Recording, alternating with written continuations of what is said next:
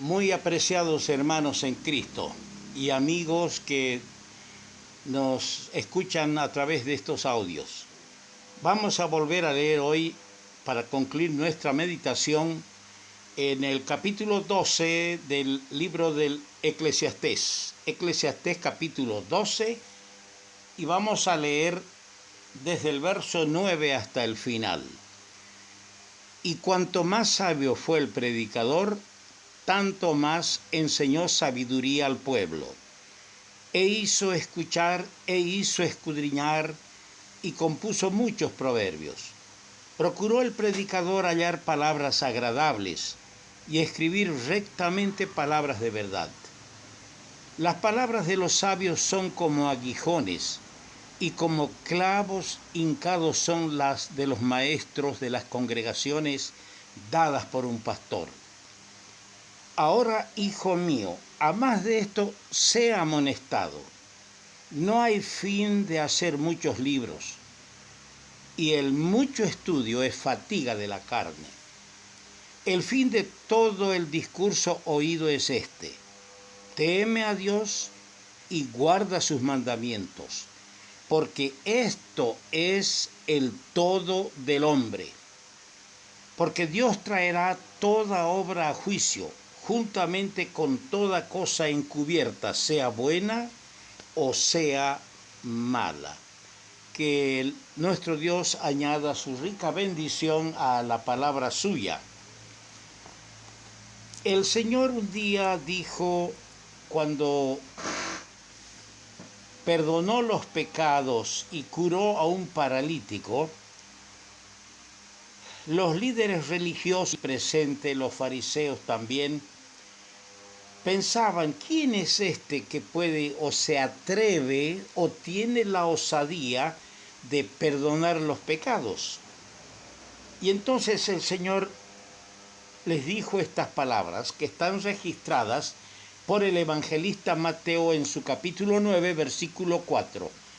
¿Por qué pensáis mal en vuestros corazones?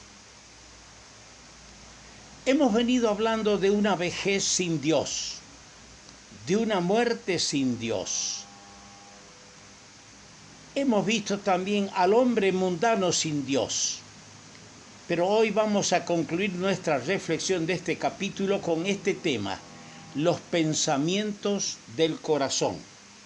¿Por qué pensáis mal en vuestros corazones?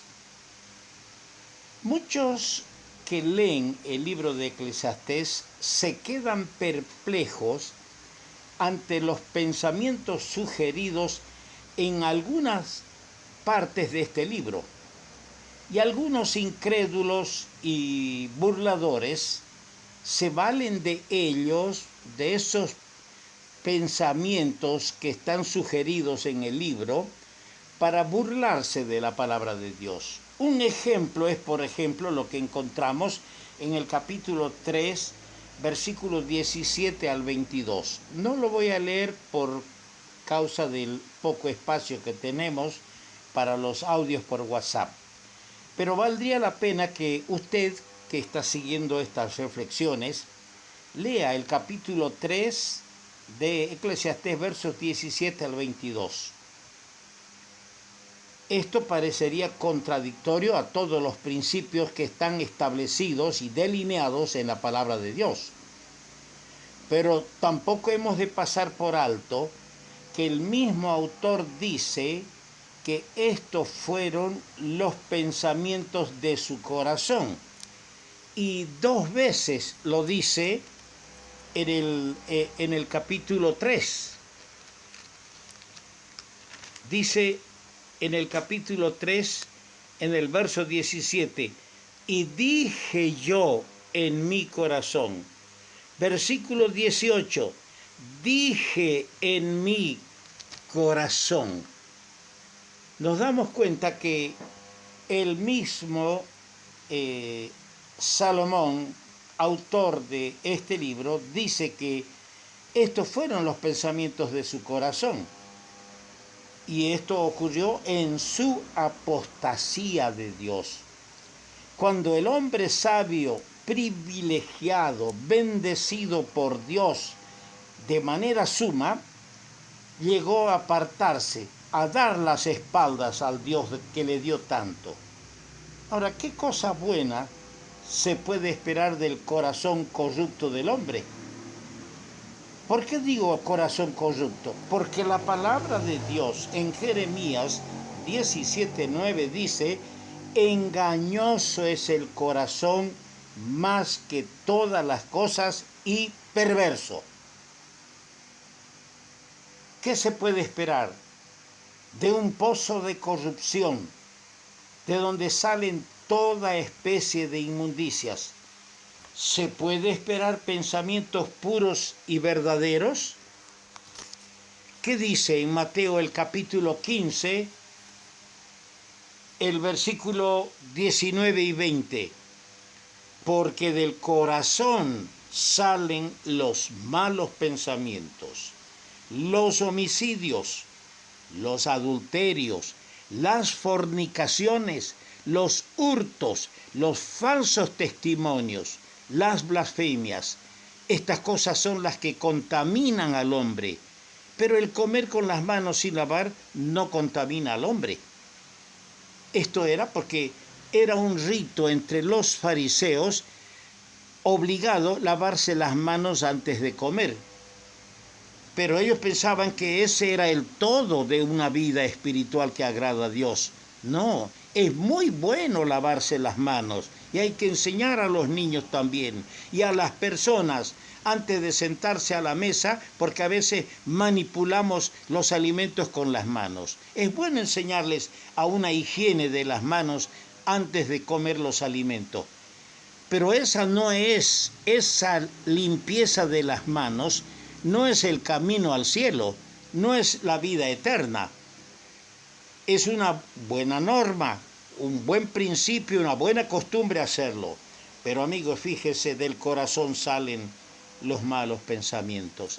Y cuando estos pensamientos se cristalizan, cuando estos pensamientos se materializan, se consuma el pecado, se consuma el daño, se consuma la barrera que erigimos entre nosotros y entre el Señor.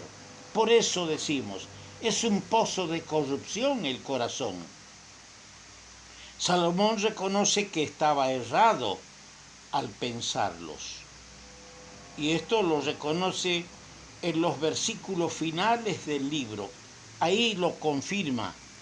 Ahora, el salmista dijo una vez: los pensamientos vanos aborrezco, mas amo tu ley.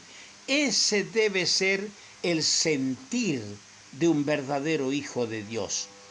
Porque el diablo nos ataca a la mente y hace que nuestra mente sea un hospedaje, un alojamiento, un hotel donde albergamos y retenemos pensamientos sucios, inicuos, pecaminosos, que tanto tenerlos allá, llega el momento que esos se exteriorizan a través de las palabras y a veces se cristalizan a través de nuestros actos, de los cuales después, como hijos de Dios, nos avergonzamos. Los pensamientos vanos aborrezco, mas amo tu ley. No mis pensamientos, sino la palabra de Dios dará el fallo final. Las obras de Dios.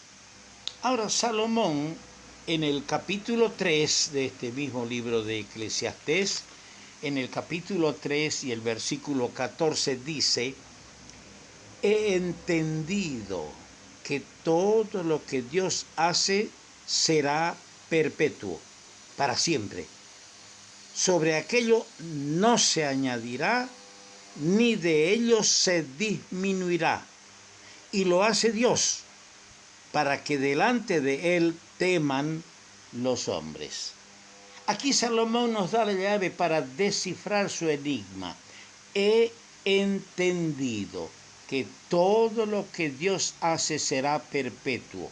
Sobre aquello que Dios hace, nadie puede añadir, ni nadie puede disminuir. He aquí el secreto de la dicha: entender la obra de Dios o las obras de Dios y hacerlas. Siempre he usado esta frase: verdad revelada, verdad comprendida debe ser verdad obedecida. Y para eso son las reuniones de enseñanza en la iglesia.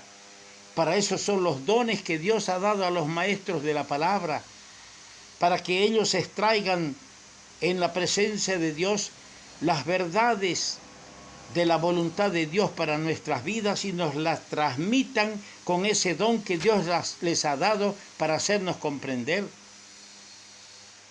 El Señor nos lo pone bien claro. Esta es la obra de Dios. Y así lo dijo en Juan 6:29, que creáis en el que Él ha enviado. Esa es la obra de Dios, que nosotros creamos. No sé, de los que están escuchando estas palabras, ¿ha creído usted en el enviado de Dios? ¿Tiene usted ya una relación personal con el Señor Jesucristo? ¿Puede decir yo soy creyente porque creo en Cristo, porque me he arrepentido, porque le he confesado mis pecados y porque sé que el Señor me los ha perdonado? El apóstol Juan, ya viejo, en 1 Juan 2:17 escribía: el mundo pasa y sus deseos. Sí, el mundo y sus cosas van a pasar, pero el que hace la voluntad de Dios permanece para siempre. Quiera el Señor abrirnos los ojos del alma, darnos una visión espiritual, para que entendamos que nuestros pensamientos son vagos, son vanos, son perversos, porque el corazón es un pozo de corrupción. Ahora, vuelvo a la primer palabra de este capítulo 12 que hemos analizado estos 4 días. Acuérdate de tu Creador. Esta es una voz al joven mortal. Está dirigido a los jóvenes. Acuérdate de tu Creador. ¿Por qué? Porque vamos a morir. ¿Sabías que vas a morir? No sabemos qué día ni qué hora, pero está establecido a los hombres que mueran una sola vez. Y en este mismo libro del Cantar de Eclesiastés, en el capítulo 9, verso 4, dice: aún hay esperanza para todo aquel que está entre los vivos. Tú que me escuchas, estás todavía entre los vivos, porque el día que uno muere, el muerto no oye, no respira, no siente, no piensa. Pero estás, amigo mío, entre los vivos. Acuérdate de tu Creador. Esa es la palabra a todo joven. Acuérdate de tu Creador en los días de tu juventud, antes que vengan los días malos y lleguen los años de los cuales diga: no tengo contentamiento. Pero yo estaba pensando en esta palabra, acuérdate. Me traslado o nos trasladamos al Evangelio según Lucas, en el capítulo 16, versículo 25, la encontramos a esta palabra.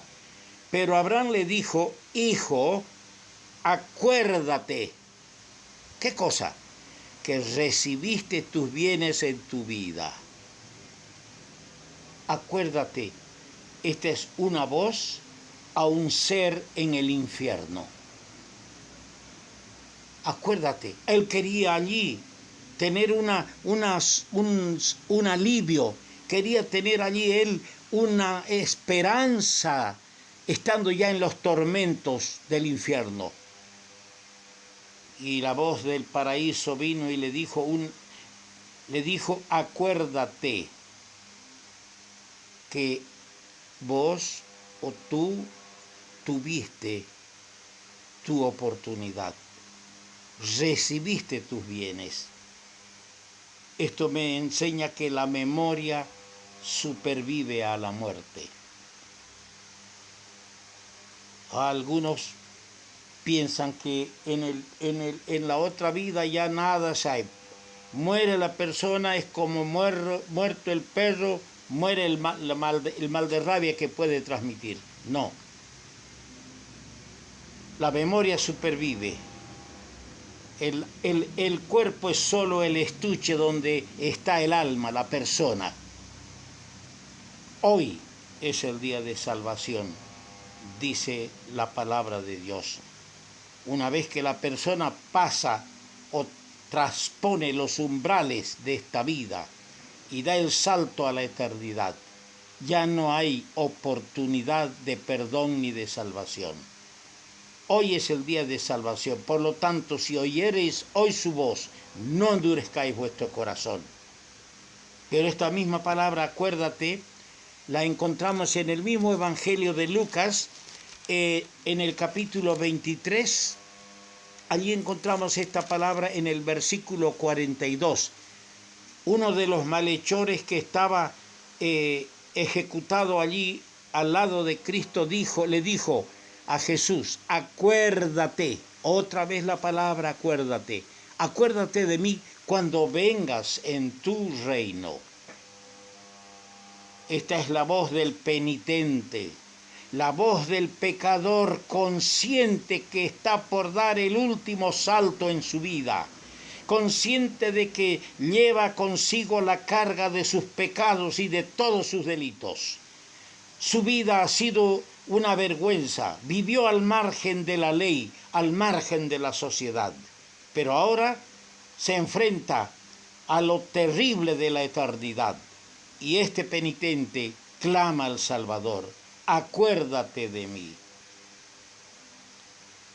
Vosotros que me estáis escuchando, puede ser tus últimas horas de vida. Acuérdate de tu Creador. Clama a Dios, clama al Señor antes que sea demasiado tarde. Que Dios bendiga la palabra suya.